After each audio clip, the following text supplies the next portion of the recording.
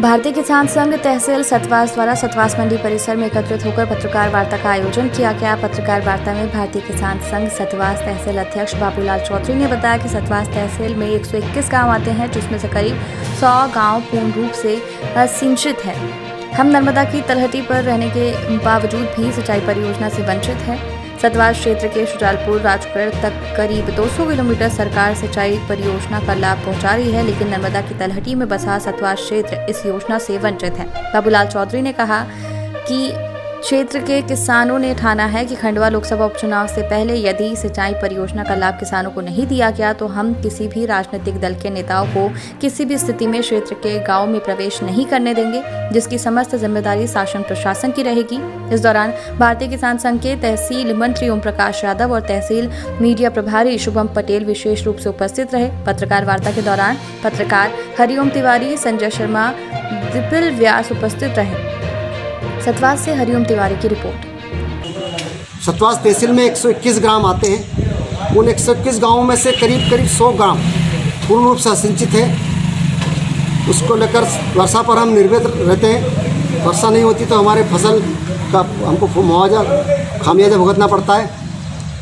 नर्मदा के तलहटी में रहने के बावजूद सिंचाई परियोजना से हम वंचित है।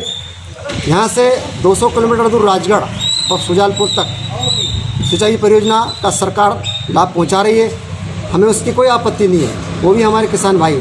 लेकिन हमें आपत्ति इस बात की है कि हम लोग माँ नर्मदा के तलहटी में रहकर हमको सिंचाई परियोजना से वंचित कर दिया गया।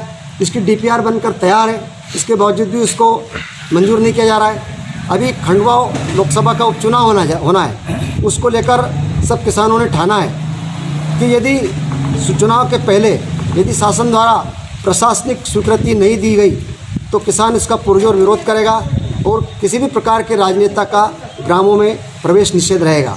उसके लिए चाहे कुछ भी करना पड़े, उसके लिए सारी जिम्मेदारी शासन प्रशासन की रहेगी। और हमारी जो कलश यात्रा 9 अगस्त को फतेहगढ़ से माँ नर्मदा के फतेहगढ़ से जल लेकर हम लोग फतेहगढ़ से टिपरास, झिरनिया, गाड़ा गाँव, गोला, सतवास, लोहारदा और कांटापुर शहर को प्रवेश करते हुए हम लोग सुंदरेल बधावा से होकर हम लोग विजेश्वर धाम महाकाल मंदिर जो कि बिजवाड़ में, वहाँ पर हम लोग जलाभिषेक करेंगे। और शासन को विरोध दर्ज करने का एक हमारा एक संकेत है। अगर हमारी बात नहीं मानी गई तो उसका उग्र आंदोलन होगा, जिसकी जिम्मेदारी शासन प्रशासन